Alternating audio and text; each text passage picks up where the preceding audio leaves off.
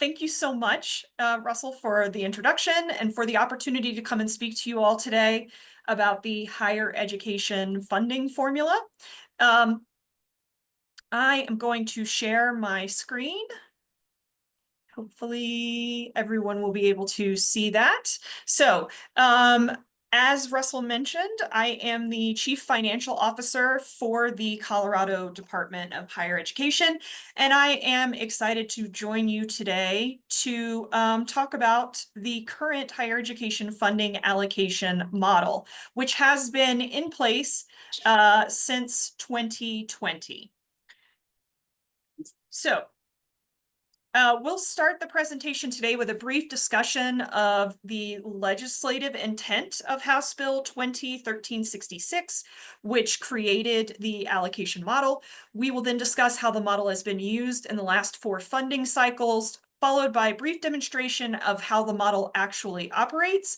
And then we will conclude with a brief analysis of the performance metrics and the impacts of funding through the model since it was utilized in the fall of 2020.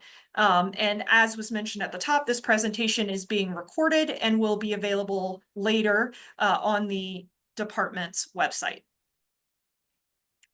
So beginning with legislative declaration, and we always like to start with legislation because that is what drives the work that we do, the statute for Colorado. So looking at the higher education funding section of Title 23, these declarations represent established principles identified by the legislature supporting the current funding mechanism. The funding allocation tool, specifically the performance funding portion of the current model, is directly aligned with these declarations. So I'm just going to spend a little bit of time focusing on how the model is aligned with legislative declaration. So first, statute calls for higher education funding in Colorado to increase the number of Coloradans who have earned a high-quality post-secondary credential. The model addresses this by focusing on the access and success of resident students only to determine funding. Statute also states that funding should reward behavior that increases the rate of low-income and underrepresented minority student participation. This declaration is directly measured in 2 performance metrics included in the model, which I will discuss more later. But for the purposes of this part of the presentation, we look at share of enrollment for low-income or Pell-eligible students and share of enrollment for our underrepresented minority students. Finally, statute identifies policies that incentivize institutions to achieve the policy goals of the state through the General Assembly and the Colorado Commission on Higher Education's master plan. The current model is aligned to the master plan that was in place in 1920 when the legislation was created and reflects the General Assembly's goals at that time. Now, you're probably thinking 1920, that was a while ago. That was before the pandemic. As part of that process, and this is something that Commissioner Walmer, Jen will talk about later, statute does ask that the department and the commission review the funding formula every 5 years. So we are about at that 5-year window. And then in that 5-year review, these conversations will happen again. Is the model aligned to the policy goals of the General Assembly, and is the model aligned to the current CCHE strategic plan?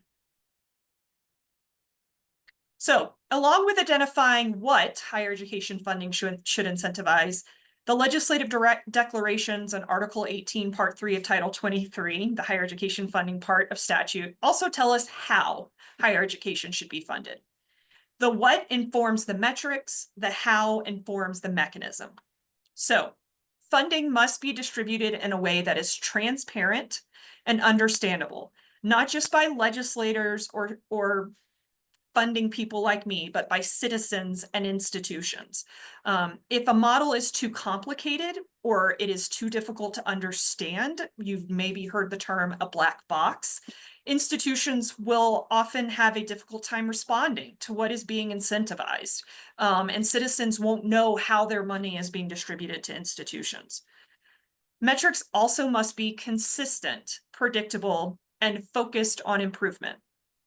Consistent and predictable does not mean unchanging. or impossible for institutions to move. What that means is that metrics should have a history of measurable change that shows relative change that is not concerningly volatile. So you don't want to see a metric that shoots up 50% one year and decreases 75% the next year, right? You want consistent and predictable measures, but you also want to ensure that those are measures that can be improved by institutions based on their behavior. So now that we know the what and the how, it's also important to know or to have a basic understanding of the mechanics of how institutions receive funding from the state once the allocation is determined based on performance. So the funding model is the allocation tool, and then there is a process that takes that allocation and distributes that money to institutions. And this is just so that everyone has a broad understanding of how institutions are seeing these funds distributed to them. So the main methods for distributing funding to public institutions in Colorado are fee-for-service contracts and the College Opportunity Fund stipend. Fee-for-service contracts provide funding to institutions for the educational services that they provide to better the citizenry of Colorado. And the College Opportunity Fund stipends are provided to institutions for the services that they provide to students. So they are meant to offset the cost of providing educational services to students. These stipends are based on qualifying credit hours taken by resident undergraduate students and are paid to the institutions on behalf of those students that they serve. Fee-for-service contracts and cost stipends work together to provide total funding identified through the funding model to institutions. So with the funding basics set for Colorado, let's now turn our attention to a deeper dive into the current higher education funding allocation model. As mentioned earlier, our funding allocation model was created through House Bill 2013-66, and it has been used to distribute all operating support to public institutions of higher education in each of the last 4 fiscal years. The allocation of state support is determined by 3 steps within the model. Step 1 is ongoing additional funding meant to address any base funding disparities. Step 2 is ongoing funding allocated based on performance on funding metrics. And then step 3 is temporary or one-time additional funding that is meant to act as temporary or one-time support. So step 1 and 2, for all intents and purposes, once you receive it, you constantly receive it. Step 3, you receive it once. So total state support is allocated through these 3 steps to determine a total funding amount for each public institution. These funds are then split between cost stipends, which again is a calculation of estimated students served times credit hours, and then the fee-for-service reimbursements. That happens through a separate process that involves the long bill and the Joint Budget Committee. But for the purposes of this conversation, we're going to focus on how we determine what the total allocation is that is then distributed either through cost stipends or fee-for-service reimbursement. Okay. So now that we have a basic understanding of the architecture of the allocation model, let's turn now to a deeper discussion of the purpose of these steps and how these steps have been used over the lifetime of the model. Beginning with step 1, you would think step 1 would be the main place all of the work gets done. It's not actually. It's almost like a pre-step to the performance metric. So statute identifies the use of step 1 as an option, but not a requirement for each funding year. It does indicate that step 1 should be used for the state to address any lingering or entrenched funding disparities that may not be remedied by growth or change in performance metrics that are measured in step 2. Step 1 has been used to distribute funding in each of the last 4 years under the model, and the metrics used to allocate these funds through the step have been determined by the Joint Budget Committee each year. The governor may include metrics in his request, but ultimately, as with all funding decisions, the JBC and the legislature has the final say in which metrics are included in step one. Beginning in fiscal year 21-22, which would have been the November 2020 governor's budget, which was in the 2021 legislative session, additional funding has been distributed through step one based on 6 additional metrics. First generation student FTE, so a count of first generation full-time enrollment. First generation student headcount, so a count of first generation headcount. Underrepresented minority student headcount. Pell eligible student headcount, and fall to fall retention of underrepresented minority students. That accounts for funding provided in fiscal year 22, fiscal year 23, and fiscal year 24. You'll see a note under fiscal year 25 that says that the additional funding in step one distributed in fiscal year 25 was limited to 3 rural serving institutions. So JBC made a change in the fiscal year 24-25 funding formula. Rather than distributing money based on those six metrics that I just named, instead, they distributed about $7 million to specifically address funding disparities that are experienced by 3 rural serving institutions in Colorado. So that's Adams, Western, and I am blanking on the third right now, which is great. I think it's UNC. Yeah. Since 21, it wasn't us. Yeah, since 21-22, over $125 million in new funding. So new funding, not base funding, but new investment has been distributed to public institutions through step one to address base funding disparities.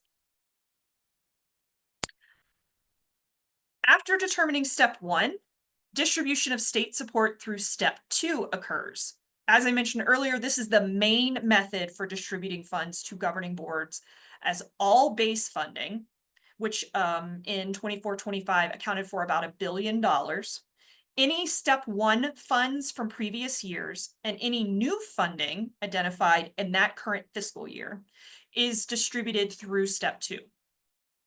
Regardless of what happens in step one or step three, the allocation of available funds to institutions is required to be calculated through step two each year, even if there is no new funding provided. So the way that funding formula people talk about this is the distribution of the base. Step two is always calculated. The base is always distributed through it. There is a calculation that is made. And then it is up to the legislature to determine if they would like to use that distribution or not. Nearly $230 million in new money. So in addition to the $125 million put through step one, another $230 million in new money has been distributed to the governing boards based on performance in step two since fiscal year 21-22.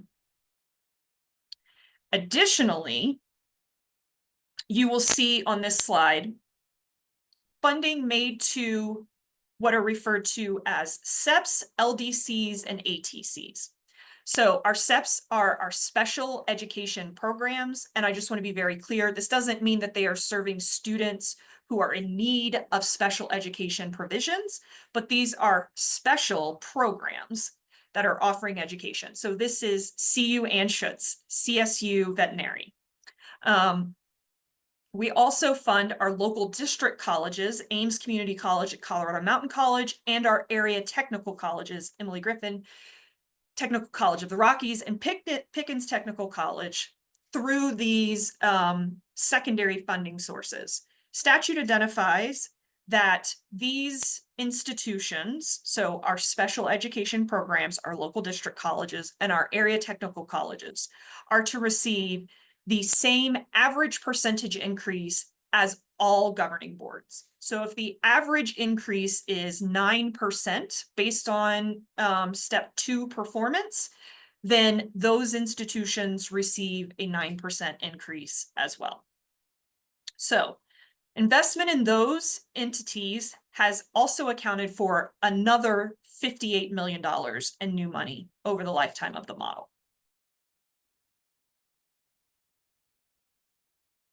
Lastly, step three. Step three encompasses our one-time investment in public institutions of higher education. And since 21-22, the state has chosen to not use this step in order to provide funding. This is not necessarily a bad thing. One-time funding, as it clearly states, means that it's only able to be used in that one fiscal year. It does not have lasting impact necessarily on funding for those governing board institutions. And so the state has decided to invest in ongoing funding over the lifetime of this model through step one and step two, and has not chosen to use step three yet. But it is available and is an option every year as a possibility to provide one-time funds that may be used for incubating ideas or to try out a change or a new metric before funding is distributed based for ongoing purposes. In total, $413 million in new money has been allocated to public institutions through the funding formula over the lifetime of this current model. So now that we've talked about the steps, we're going to spend the next several slides demonstrating specifically how step two works. So this is where the performance funding metrics are utilized. The 2020 higher education allocation model utilizes 8 performance metrics. These metrics include 3 counts and 5 rates. They're detailed over here on the right, and you'll see these abbreviations at the end. Those are the data sources for these metrics. Where it says SURDS, that is a Colorado-based data system, student unit record data system. And then where it says IPEDS, that is the federal integrated post-secondary education data system. So those are federally collected. So that means that we have that information if we wanted it for every institution in the country. But then this information that is identified as SURDS, that is just information for our Colorado institutions. The 3 counts, as identified here, the first 3 that are listed, are resident full-time enrollment. That includes undergraduate and graduate students. Resident undergraduate first-generation headcount. And again, just to clarify here, the difference between full-time enrollment and headcount. Headcount is exactly what it says. It's a count of heads, how many students are sitting in a room or taking a class. Full-time enrollment actually calculates how many students are enrolled full-time, or taking at minimum 12 hours a semester. So you can have 500 headcount, but only 85 full-time students, because maybe those 500 students are only taking 3 credit hours each. The 5 rate metrics include the share of undergraduate headcount that are Pell-eligible students, the share of undergraduate headcount that are underrepresented minority students, and then we move to retention rate, which again measures the enrollment fall to fall of students from one fall to the next, and then 2 graduation rates, one focusing on completion within normal time. For our bachelor's degree programs, that would be within 4 years of enrollment. And for our associate degree programs, that would be within 2 years of enrollment. And the other looking at graduation within 150% of normal time. This is the more standard measure at this point at the federal level. And for our 4-year institutions, that's known as the 6-year grad rate. For our 2-year institutions, that's known as the 3-year grad rate. So the Richard Academy option, I mean, so each performance metric is weighted to determine the relative influence of that metric on total allocation. So as an example, if resident enrollment is weighted at 10%, then 10% of all funding that flows through step 2 will be allocated to each governing board based on their performance on resident enrollment. Weights are distributed across these metrics and add to 100, because you can't distribute more than 100%. So, and I have a slide where I'll show the weights that have been assigned to each metric. So let's talk about how the calculation is done. And I know oftentimes when I've talked about funding formulas in the past, non-math people get nervous. But I want to be clear that this is multiplication and division. We've all been familiar with this since we were in 3rd and 4th grade. So hopefully I will explain it in a way that is understandable. But it's not, we're not talking about imaginary numbers or summations or legit log logs and all of this. We're not going to get into higher order math, I promise. So each metric measures an institution's performance compared to themselves over time. To calculate change, the formula calculates a 4-year average for a metric, and it includes the most recent year of data, and then compares that to the 3 older years within that 4 years. It does not include the most recent year of data. That 3-year base doesn't. So the 4-year top number does, the 3-year base number does not. This rate of change is then multiplied by each governing board's role and mission funding. Now, role and mission simply means the share of total fee-for-service and cost funding provided in the previous fiscal year. So what was your share of the total $1 billion that was distributed? That is your role and mission percentage or share.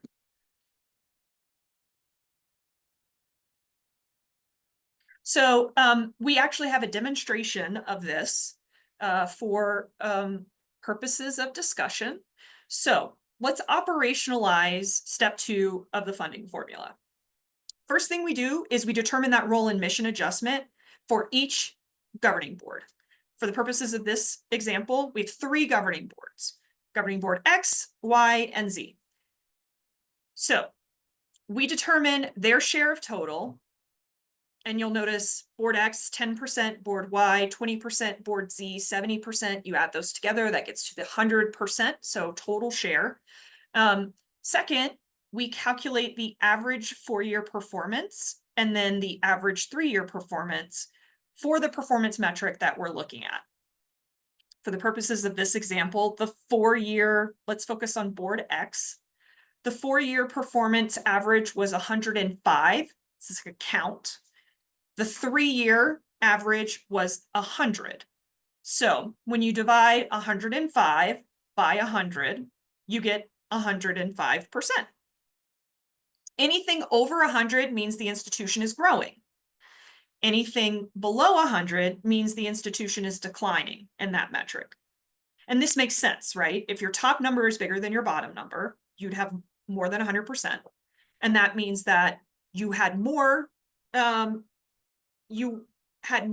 counts in that most recent year than you did in the years previous. This rate of change, so the rate of change is row D here. So we're just taking B and dividing by C to calculate our rates of change. This rate of change is then multiplied by your role and mission share to calculate your governing board role and mission adjusted share of total. That is a long way of saying we take your 10%, we multiply it by your 105% to get your new adjusted share. And we do that for each governing board. And then we add these together to determine what the total adjusted share is. Now, of note, you can't have more than 100% of anything. So we need to normalize this total back to 100. That is done by dividing. So we divide your adjusted share by the total share to get your new share of total. So again, for board X, 10.5% divided by 103.3% gives you 10.2. For board Y, 22 divided by that number gives you 21.3, et cetera, getting us back to the 100%. So why does this matter? What this does is it adjusts your share of total based on your performance compared to yourself and your performance compared to everyone else. So while it's true that board X had a performance that was 105% compared to the average, which was 104%, that means that their share of total increases. They not only performed better compared to themselves, they did it at a rate that was higher or greater than the average. However, you can have an increase, you can perform better compared to yourself, but not at a rate that is greater than the average. And then part of your base will be redistributed, your share is redistributed to the better performing institutions.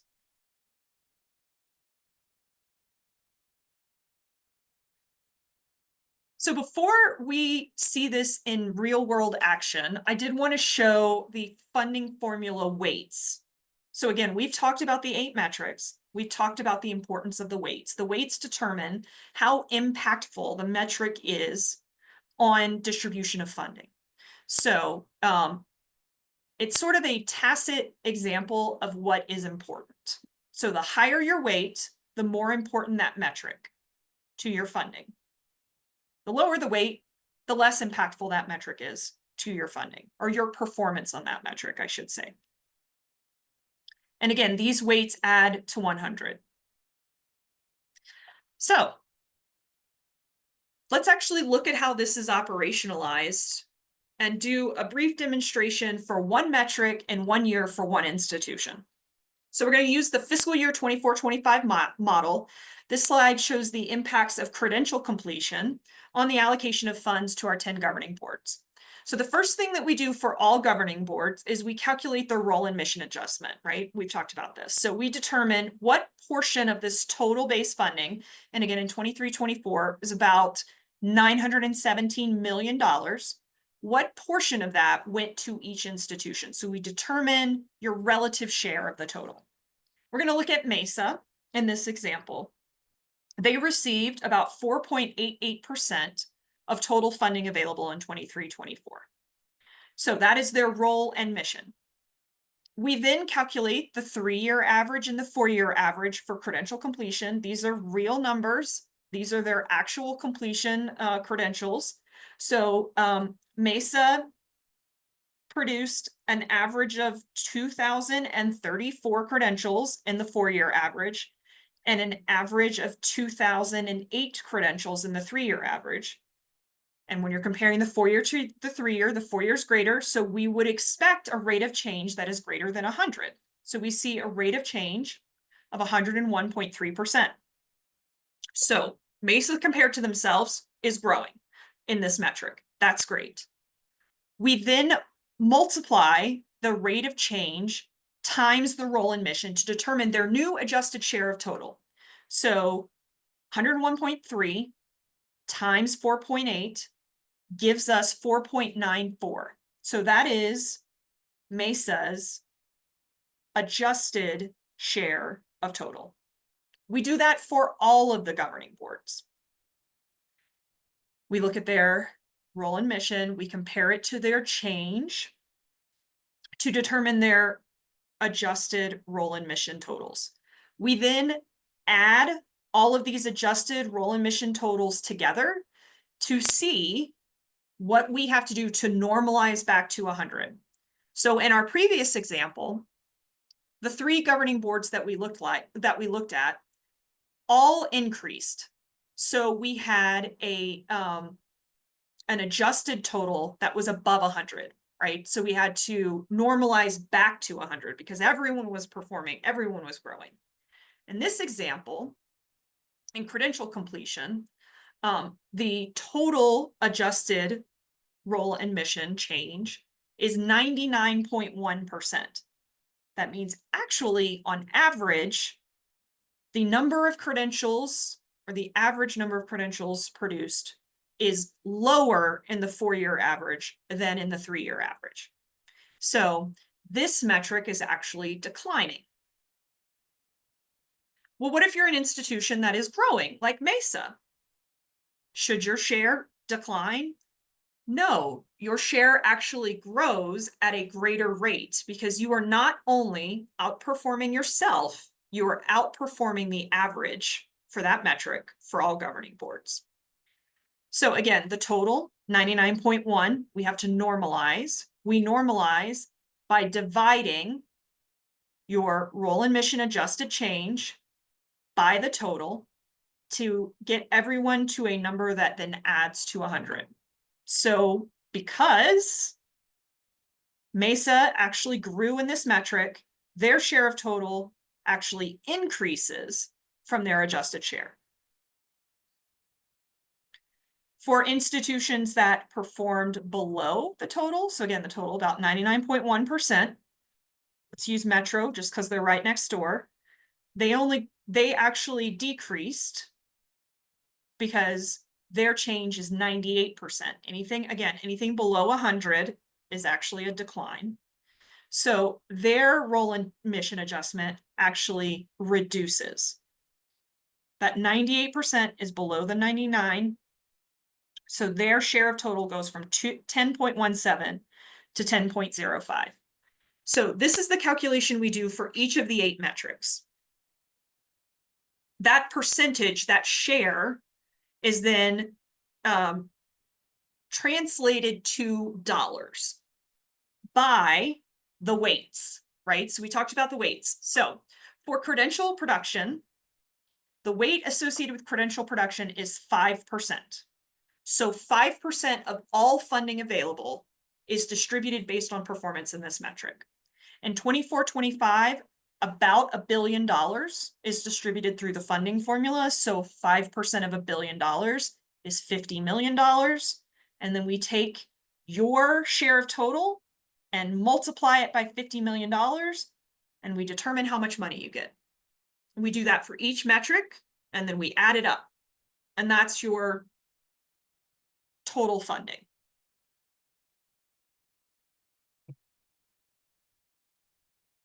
So the interesting thing about the Colorado model, and about all funding formulas that, well, not all, but the interesting thing about the Colorado model is that share of total is what matters.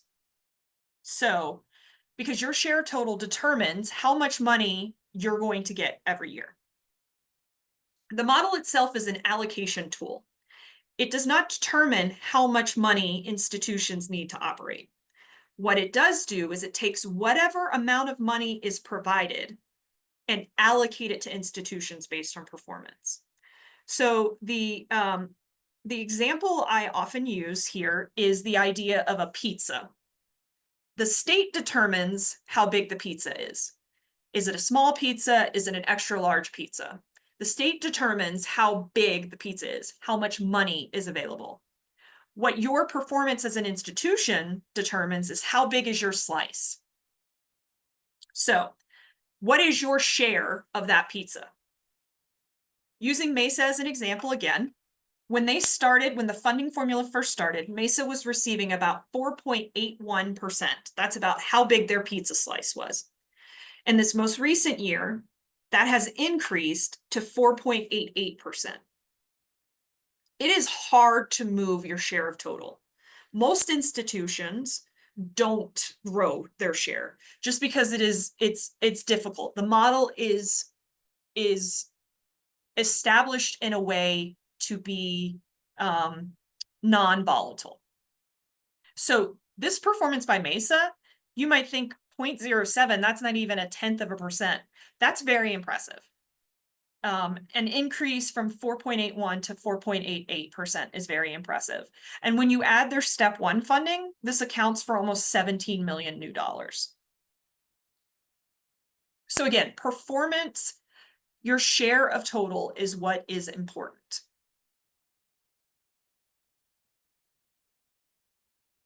So let's look at some analysis of the funding formula. This slide shows the total state investment of new money in the formula since fiscal year 21-22. So using using 2021 as the base year, because that was the last year of funding provided before the model was implemented, how much has funding cumulatively grown under this model? For all governing boards, and again, we're just focusing on governing boards, so this is not including our local district colleges or area technical colleges, our medical schools, our veterinary schools, but just looking at our governing boards, funding has increased 51%. And 4 of our governing boards have seen a change of more than 60%. So an increase of more than 60% in their base funding over the lifetime of this model. And as mentioned, this is an investment of almost $350 million of new money into these governing boards.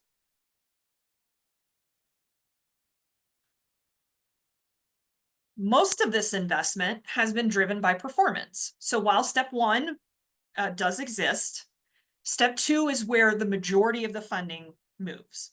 So let's look at the metrics and changes in metrics for the performance metrics that are included in step 2. And there should be a large asterisk here that I want to talk about for a minute before we talk about these changes. Just for posterity purposes, this model was used for the first time in fall of 2020. Institutions were already feeling the impacts of COVID-19 at that point, and it was just the beginning of the pandemic. Unlike previous fiscal disruptions where we see recessions, normally enrollment operates or behaves in the opposite of funding. So when funding decreases because of recessions, enrollment increases, people go back to school to upskill, reskill, to have something to do if they are laid off. That did not happen with COVID. In fact, what we saw was a disruption to our fiscal picture, as well as reductions in enrollment. So for instance, as we said at the top here, there are 3 metrics here that are based on counts that are directly impacted by enrollment. Resident enrollment and first generation resident headcount are in our metrics, are counts of enrollment. And so if you have a nationwide decrease in enrollment, you're going to see it in the performance metrics. So this 9% decline in resident enrollment over the lifetime of the model is not indicating that our institutions aren't doing what they're supposed to be doing. It's an indication that they were impacted the same as every other institution in the country and saw reductions in enrollment. But what I'd like to focus on is the fact that even with these counts, we're starting to see plateaus and are expecting to see increases. So between 21-22 and 22-23, even looking at resident enrollment, we've basically plateaued our reductions. For first gen, we're starting to increase again. For credential production, we've plateaued our declines. So those counts are showing that they're about to swing back up again. Will we ever get to pre-pandemic numbers again? Who knows? But I think it is fair to say that the declines are arresting. Of importance here in Colorado, while we do have 3 counts, we have 5 rates. And oftentimes rates are good ways of protecting institutions from things maybe they don't have control over, like a worldwide global pandemic that would reduce enrollment. Because you can still increase your rates if you do better with the students that you have, or for the purposes of, say, underrepresented minority students as a percent of resident headcount, if you ensure that of the enrollment you have, a larger portion of them, a larger share of them, are underrepresented minority students. Looking at that metric, we see a 7.5% change from before the pandemic to now. So about 30.4% of resident headcount was underrepresented minority students in 1920, and now about 32.6% are underrepresented minority students. This is a win. This is a success. If you're thinking, well, what's happening with Pell? Pell is difficult because it is a direct representation of the economy, right? Because students who are Pell eligible are more price sensitive and are less likely to enroll when there are economic disruptions. So that Pell percentage, that decline is real, but it is also probably impacted a lot by the pandemic and how Pell eligible students responded to the pandemic. Looking at graduation rates, because this is a topic of conversation that a lot of people pay attention to. There's been a lot of discussion on whether or not the calculation of 150% graduation rate is unfair to students, because if they're seeking a 4-year degree, shouldn't they be able to complete it in 4 years? And I think research shows that students oftentimes must interrupt their education because of life factors, or in the case of a global pandemic, there are things that are often outside of their control that may impact the ability of a student to complete in 4 years. So an average graduation rate of an average 4-year or on-time graduation rate of 33% may seem low, but this is why growth is important rather than static measurements. If you look at how our institutions are performed, including our community colleges, so graduating students with an associate degree in 2 years, how our institutions have performed under this funding formula on on-time completion, they have increased students who are graduating on time by 11.4%. That's significant. That shows that students who previously maybe would have taken more time to complete are actually completing on time. And so those are probably due to direct interventions from institutions to support students to on-time completion, ensuring that their courses are available, ensuring that degree requirements can be completed within 4 years. So performance metrics, this is what drives the majority of the funding formula distribution. We have seen some challenges related to enrollment metrics because of the pandemic, but our institutions are performing very well in almost all of the rate metrics that were included in this model.